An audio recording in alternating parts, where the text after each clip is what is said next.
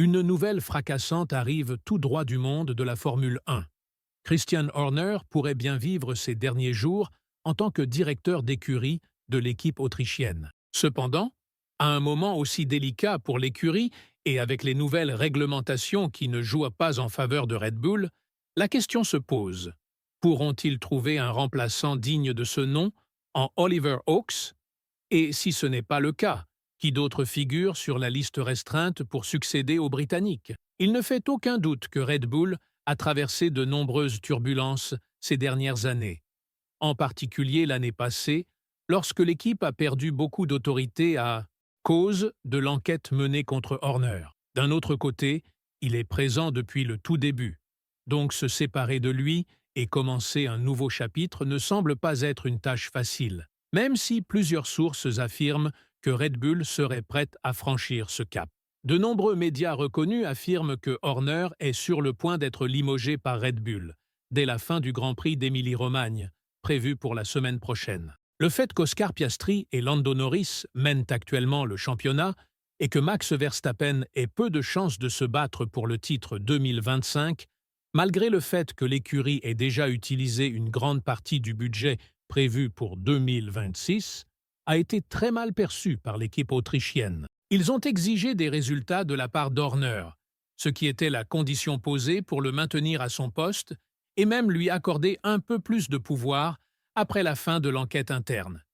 Et il est facile de constater qu'il n'a livré que très peu de résultats. Les départs d'Adrian Newey, Ben Waterhouse et Jonathan Wheatley ont porté un coup dur à l'équipe, car il est désormais clair que plus rien ne semble fonctionner correctement.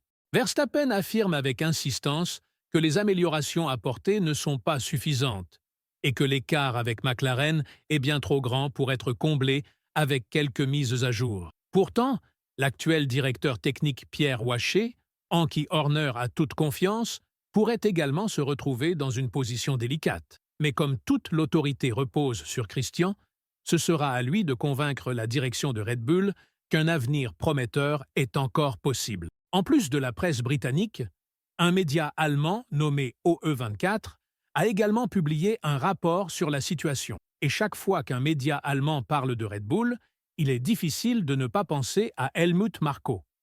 Le vétéran autrichien est toujours disponible pour s'exprimer dans les médias nationaux ou des pays voisins afin de partager son point de vue sur l'état actuel de l'équipe. Ainsi, un rapport allemand surgit à propos de l'avenir incertain d'Horner. Qu'il se confirme ou non, ces rapports laissent déjà entrevoir deux noms comme candidats potentiels. Le premier est Oliver Oaks, ancien directeur d'équipe d'Alpine, déjà mentionné auparavant.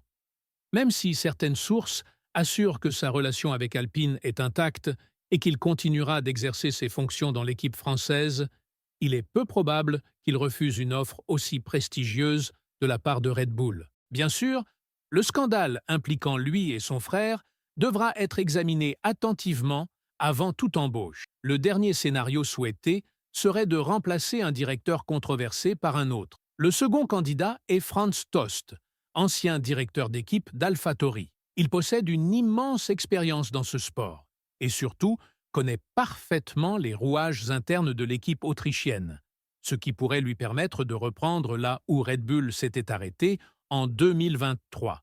Après avoir dirigé l'écurie italienne de 2020 à 2023, il pourrait être prêt à prendre la relève de son ancien collègue, car dans ce sport impitoyable qu'est la Formule 1, rien n'est jamais garanti. Il convient toutefois de préciser que Red Bull a officiellement nié toute menace pesant sur l'avenir de Christian Horner. Ces déclarations peuvent évidemment faire partie d'une stratégie de défense, destinée à protéger la crédibilité qui reste à l'écurie dans le monde du sport automobile. Après tout, avoir 20 ans d'expérience dans une même écurie et être présent depuis le tout premier jour a aussi ses avantages. Le principal problème auquel Horner pourrait ne pas trouver de solution, c'est celui du manque de performance. Les évolutions techniques n'ont pas fonctionné, et l'équipe aurait déjà utilisé une large portion du budget de 2026 pour tenter de rendre la saison 2025 plus compétitive et satisfaire Max Verstappen. C'est un pari extrêmement risqué, car si cela s'avère vrai,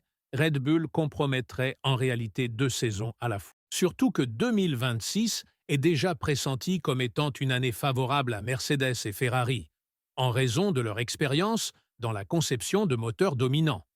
Mais ce n'est pas uniquement les performances de Red Bull qui sont remises en question sous l'ère Horner. Il existe de nombreux désaccords non résolus entre lui et Helmut Marko.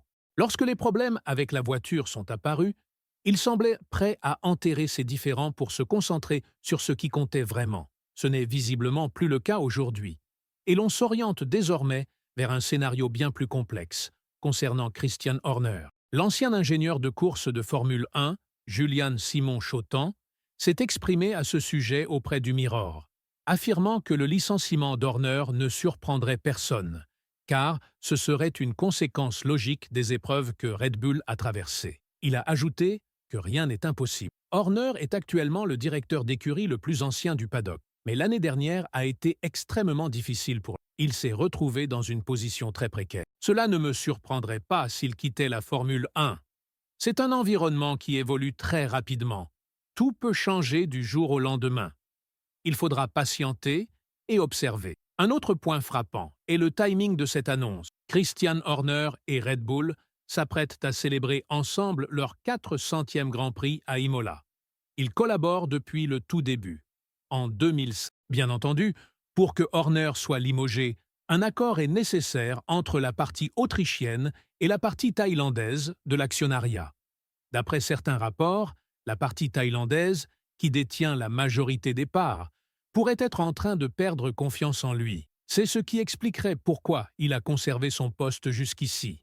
Mais depuis qu'un rapport d'Autosprint indique qu'il pourrait perdre ce soutien vital, sa position est soudainement devenue très fragile. Alors, quel est le plan d'Horner pour prouver qu'il garde la situation sous contrôle? La première étape serait de se concentrer sur 2025, car la saison actuelle semble déjà perdue. Verstappen occupe la 3e place du classement des pilotes, et une clause de sortie très controversée doit être discutée le plus rapidement possible. Selon Helmut Marko, la pause estivale sera cruciale pour l'équipe, car si Verstappen ne figure pas dans le top 3 à ce moment-là, il sera encore plus difficile de le conserver.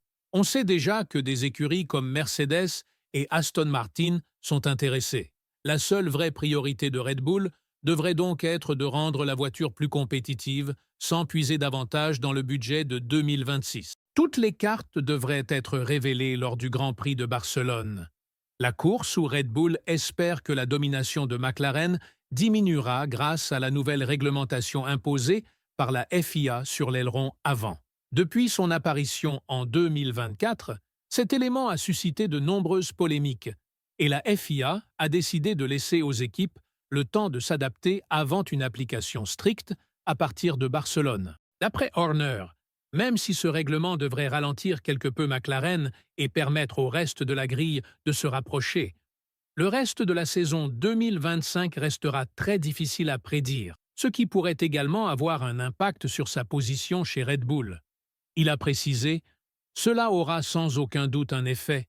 À quel point cela affectera nos concurrents par rapport à nous-mêmes, c'est difficile à prévoir. Mais c'est un changement significatif. Ce n'est pas juste un petit ajustement. Cela touchera toutes les voitures. La seule question est de savoir à quel point. Le championnat compte 24 courses. Il reste encore un long chemin à parcourir. McLaren semble incroyablement solide en ce moment, alors que nous quittons Miami. Les choses peuvent changer, mais nous devons commencer à marquer notre présence et à marquer des points dans les prochaines courses. Même Horner sait qu'il n'existe pas de révélation miracle, ou, comme il l'a dit, pas de moment eureka pour détrôner McLaren, surtout qu'ils ont 2 pilotes très forts en tête. Ce n'était pas le cas lors de la domination de Red Bull, car Sergio Pérez devait lutter sans relâche pour conserver la 2e place en 2023. En 2022 et 2024, cette place a été prise par un autre concurrent, et non par le second pilote de l'écurie autrichienne. Quoi qu'il en soit, Red Bull fait face à un immense défi, et que cela nous plaise ou non, la position de Horner est clairement menacée par tout ce qui s'est passé et par tout ce qui attend encore l'écurie, à l'aube d'une toute nouvelle ère. Et vous, que pensez-vous d'un possible départ de Christian Horner chez Red Bull? Et surtout, Pensez-vous que l'équipe pourrait enfin prendre une direction positive après tous les bouleversements de ces derniers mois? Dites-le nous dans les commentaires ci-dessous. Et cliquez tout de suite sur la vidéo qui apparaît à l'écran.